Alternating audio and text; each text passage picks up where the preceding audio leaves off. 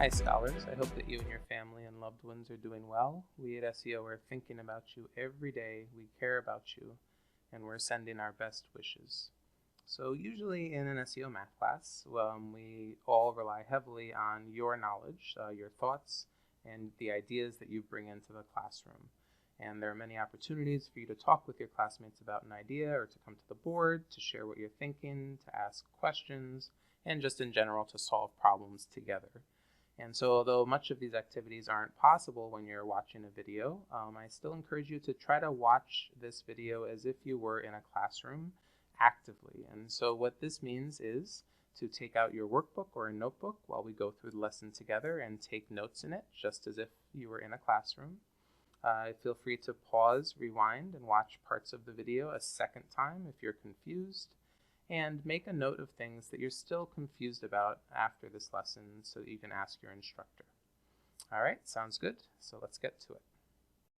Over the past couple lessons, we've talked about average rate of change, and we've explored how we could approximate measuring instantaneous rate of change by calculating an average rate of change over successively smaller intervals. And so this lesson is sort of a culmination of this discussion. We are going to learn how we can actually calculate instantaneous rate of change. And to do this, we're going to have to develop an idea of a limiting process, and we're going to be introduced to this beautiful idea, which is the foundation and the entry point to calculus, and that's this idea of a derivative. And we're also going to take a look at the geometric interpretation of a derivative. So I'm going to start by drawing two dots on the board. Here's one dot and here's another dot, and I'm going to label this dot X. Okay. So one question I could ask is, what's the distance between these two dots? And depending on if you're watching this on a phone or if you're watching this on a computer screen, that could be a couple inches or 10 inches.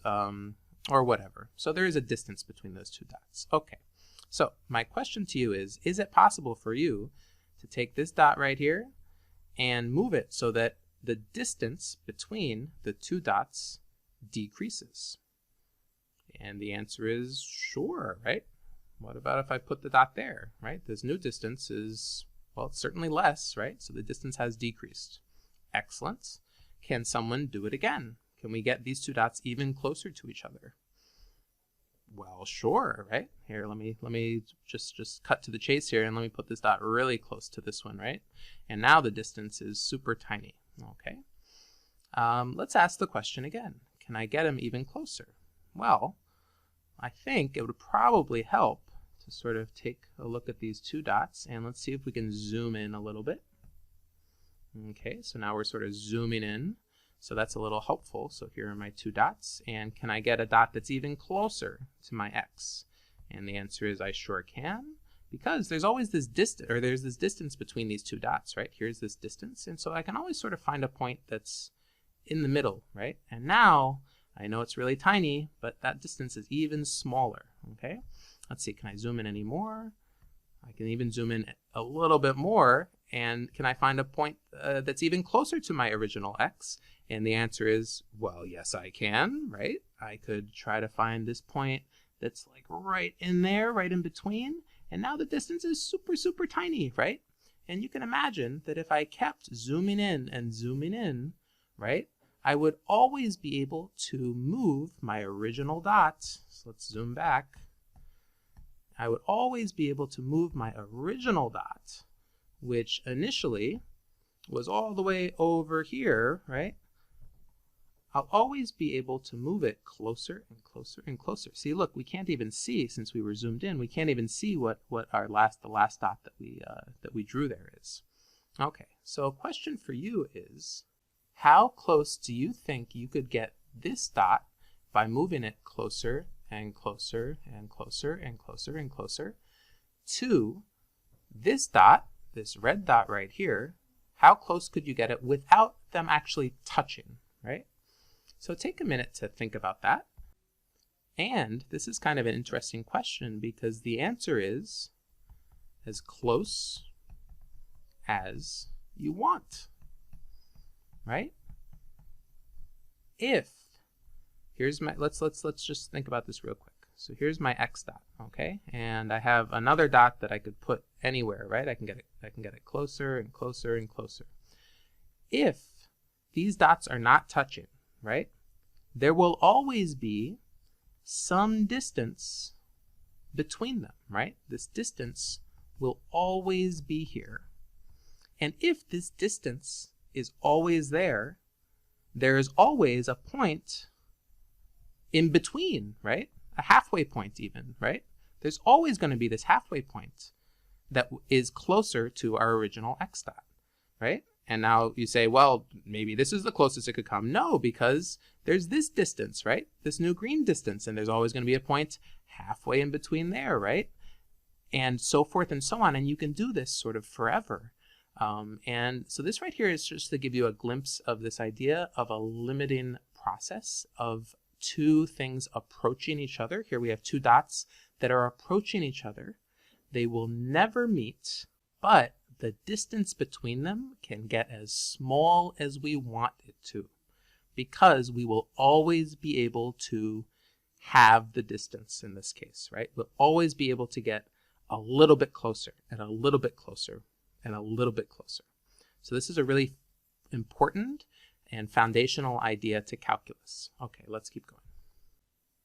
The rest of this lesson is going to be focused on calculating the derivative of the function f of x equals x squared. So this is our original quadratic function. And we're going to spend a lot of time sort of making sense of it, and then we're going to see if we can generalize any patterns that we've noticed. Okay, so first off, let's just sketch this thing. So this is our quadratic. It's going to look something like that. Okay, so this is a rough sketch of our f of x or y equals x squared. And I'm going to get 2 points here. So here I'm going to put a point, and I'm going to get here, I'm going to put a point. And we're going to call this point right here our x. And if this point is our x, we can say that this point, right, our function value, we can call this right here f of x. And this point we're going to call, well, it is more than x, a little bit more than x. So we're going to call it right here, the x value here is going to be x plus h, where, right, in this case, we can say the distance between, right, x and x plus h, the distance right here is just h, right? We could do this with numbers, but we're gonna be sort of reasoning with variables. So we have one x value here, which gives us f of x, and this other x value is x plus h. This is going to give us a function value, of course, of, right, if we, right, think about it this way, this is going to give us a function value of f of x plus h. Okay, so I'm going to just zoom in on this picture real quick. So if we remember from a couple lessons ago, one way that we could calculate an average rate of change, right, is between 2 points. We interpreted that as sort of like the slope in a nonlinear function. And so, for example, if I have this point right here and I have this point right here, these are our interesting points, I could draw a nice straight line. There we go. And the slope of this line would be equal to the average rate of change between these 2 points, right? The point x and the point x plus h. Okay, so let's actually use our values, right? Our x's and f of x's, and let's actually write an expression for the average rate of change. So the average rate of change, otherwise known as slope, we're going to keep our colors going here. So we can say that it's equal to, it's f of x plus h, right, minus f of x all over the difference in our x values, which is going to be x plus h minus x. And I just want to encourage you to, if you're looking at this video right now and you're saying, what is going on? I just want to encourage you to pause it, and I want you to just make sure and verify that this very complicated formula is nothing more than the slope formula, which would be y2 minus y1 over, right, x2 minus x1. So just verify that we're not doing anything sneaky here. We really are. If we were given any problem and we said, what's the slope of this line, that we would do this exact same calculation. Okay, so once you've verified that, let's get to the algebra. So this right here is very general, but luckily, look, we know what function we're talking about, right? We're talking about f of x equals x squared. So we can actually calculate some of this stuff. So let's do it. So this f of x plus h, we're going to say that the average rate of change is equal to, well, it's going to be x plus h squared, right? That's because f of 2 would be 2 squared, f of 7 would be 7 squared, f of x would be x squared, f of x plus h is x plus h squared, right? F of my foot is my foot squared, right? So we have, we're able to rewrite this as x plus h squared minus f of x, well that's easy, right? That's just x squared, all over, well, what do I have? I have x plus h minus x. Well, what is that? That's just h, right? X minus x, they sort of cancel each other out. So I'm just going to draw a line so we keep these two equations separate. So I have a way to calculate an average rate of change. The slope, again, the slope of this line right here. Okay. So let's do some algebra. So I know how to expand x plus h squared. I'm just going to use one color now. So I can say that the average rate of change is equal to, it's going to be x squared plus 2xh plus h squared. And again, we're just sort of multiplying out, we're distributing. If this is confusing, you can go back and review how we multiply two binomials, right? X plus h times x plus h, right? We can do this and this and this and this, the FOIL method or whatever. Anyway, you get this expression right here. And then we still have our minus x squared we haven't taken into account. So minus x squared all over our h, okay? So let's do one more simplification here. So we're just doing algebra here. So now the average rate of change. Well, look on the numerator. I have x squared over here minus x squared over here. And we also have my son crying in the background. So that's fun. And so our x squared minus x squared, this is going to cancel, right? So that's really nice. So we get rid of that stuff. So it actually gets a little simpler. So we can rewrite this whole thing as 2xh plus h squared all divided by h, right? Does that work okay? That looks pretty good. And what's nice here is now both of our terms in the numerator have this h value. And so we can sort of cancel them out, right? And we can rewrite this as 2x plus h, right? Because this h cancels there, and then here we have an h squared divided by h, which will just get us to h. So we have an expression for the slope of this line. The slope of this line is equal to 2x plus h, which is kind of cool, right? It means that if you tell me what x value you're starting with, right? That was our initial x value, right? That's where our x is right here. If you tell me what our x value is, and you tell me, right, how far away from this x value your next point is, that's our h value right here, right? That's telling you the distance between these 2 points on the x-axis. I will tell you the slope of that line, right? You have 2 points, you draw a line, and this is a formula for the slope of this line. Okay, so we're going to come back to this. Let's keep going. So suppose I asked you, what could we do in this picture right here? What could we do in order to better estimate the slope of the tangent line that passes through just this one point x? Okay, so let's just do a quick sketch of what that would look like. So I'm going to just do this sketch right under our original graph. It's just going to be a little rough sketch. There's my y equals x squared, and here's my x, right? It was somewhere over here. There's my x, and I'll just add in my x plus h here as well. So, it's just a rough sketch. It's okay. We can work with it. There's our x plus h. And so the question again was, what could we do in order to better estimate the slope of the tangent line at x? Okay. A tangent line, right, is this idea. It's a line that only passes through the point x on the graph and no other point. So it just like brushes against x and doesn't pass through any other point. As opposed to up here, we're passing through x and x plus h, right? We're passing through both those points. A tangent line only passes through that one point. So we can sort of do something like that. And we have our tangent line, right? And here's our value of x, and it only passes through that point. Great. So what could we do to this picture to make it look more like this picture, right? And again, we're interested in the tangent line because this right here, the slope of this tangent line is going to represent not our average rate of change, but our instantaneous rate of change. Okay?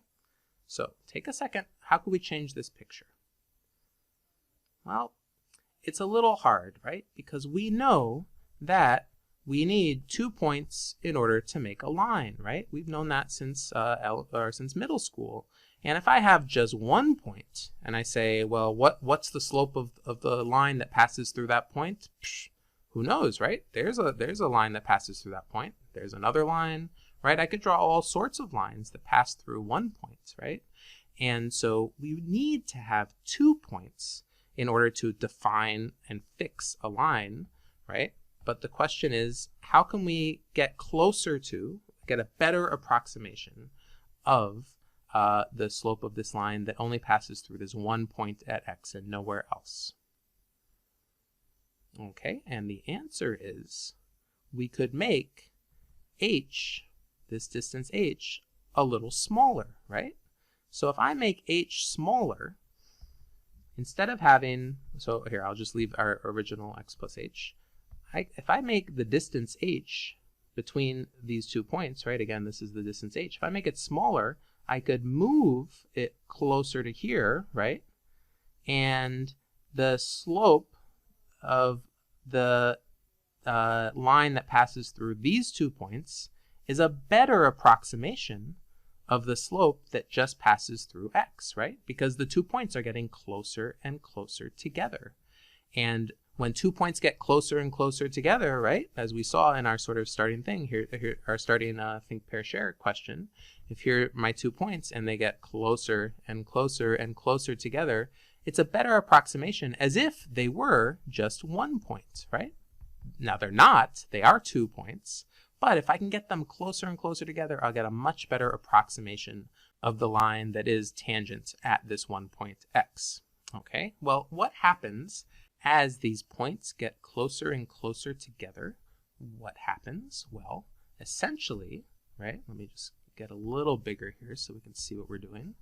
Essentially, what we're saying is, as these 2 points, right here and right here, as they get closer together, right, what's happening? Well, the value of h here is getting smaller and smaller. So h is getting smaller and smaller and smaller. And as h gets smaller and smaller, right, these 2 points on the graph are getting closer and closer together. And the average rate of change is getting closer and closer to an instantaneous rate of change, right? Because it's getting closer and closer to these 2 points turning into 1 point. So ideally, what would we want?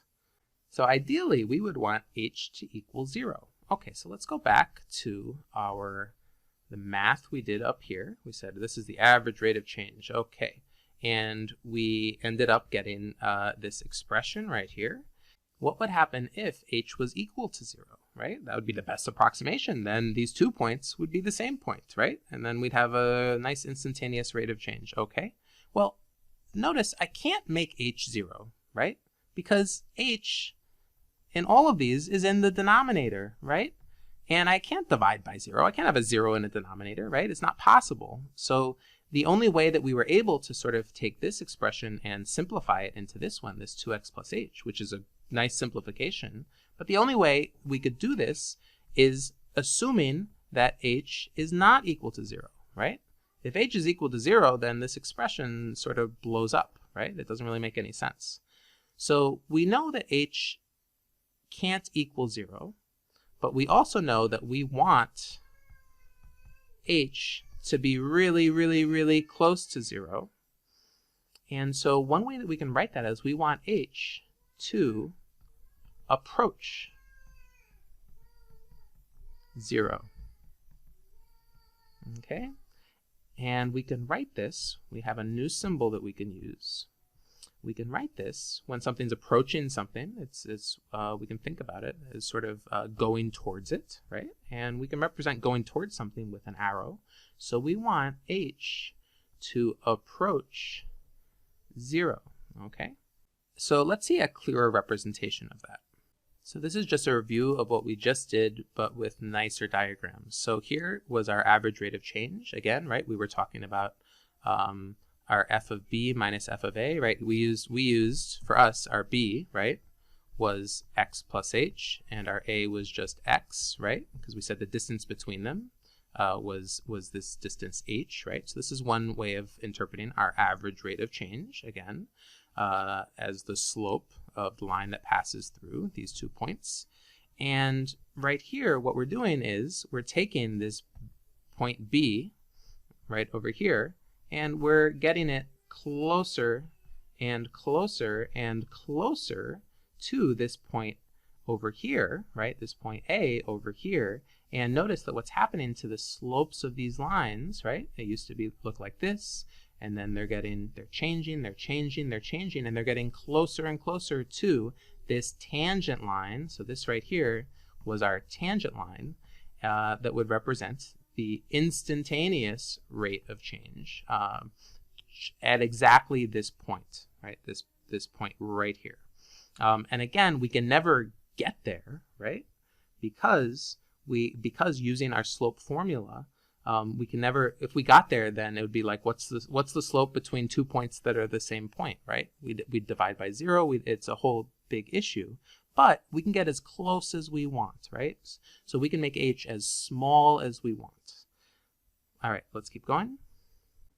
So in today's lesson, we were trying to calculate the average rate of change between the points x and x plus h. And again, we had this idea that we wanted h to be really small, right? Because if h is really, really, really small, and a way of putting this is we can say as h approaches 0, right? Can never get there because we're dividing by h, but it can get as small as we want, as close as we want to 0.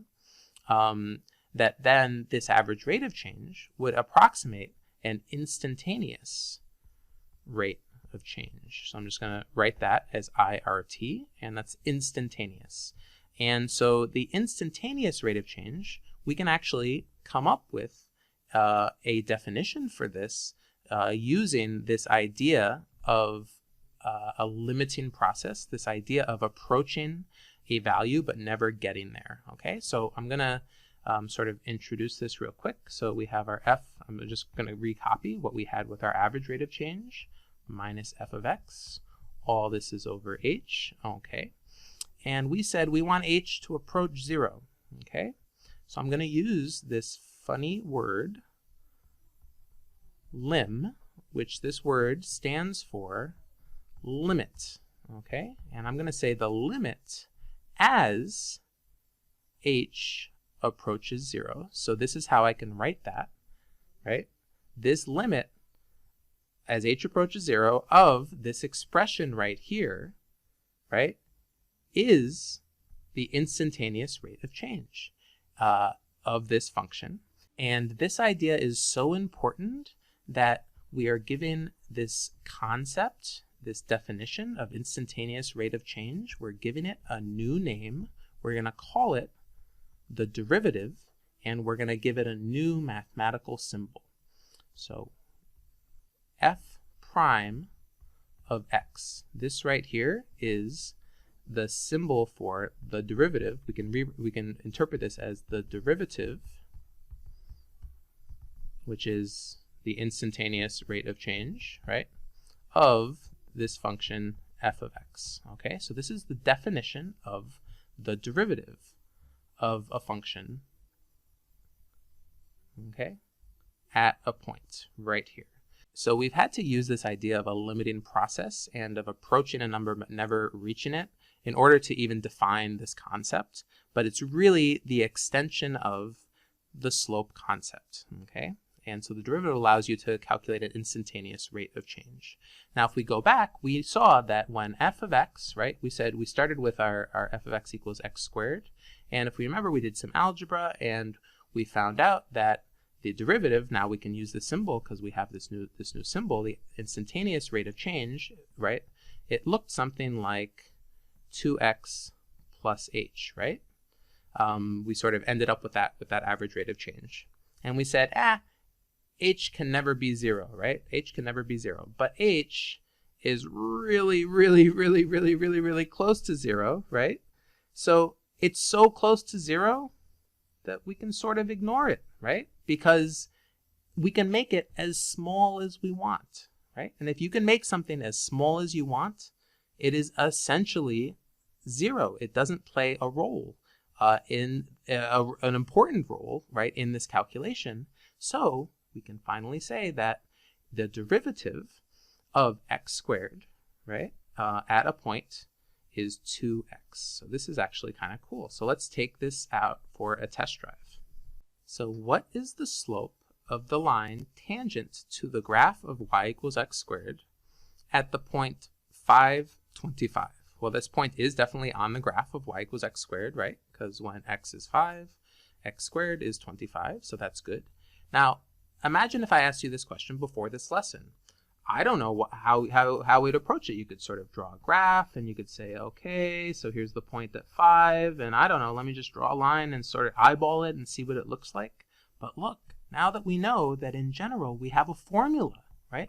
This right here is a formula that tells us what the derivative, otherwise known as the slope of the tangent line, right? This is the geometric interpretation, what it is, right? So at the point 5, 25, we're saying that x is equal to 5. So the derivative at that point is f prime of 5. Well, I know that f prime of x, the derivative of x, is equal to 2x. So f prime of 5 is going to be equal to 2 times 5. So we can use this right here to find out immediately the slope of that line is 10. Okay. Well, what about this point? Negative 3, 9. Okay. Well, I know that, let's say this is like negative 3 over there, so it's like, what's the slope of this line here? I know these drawings are terrible, but this is just a rough drawing. I can say that, okay, f prime of negative 3 is just going to be, oh, I have my formula, right? 2 times negative 3.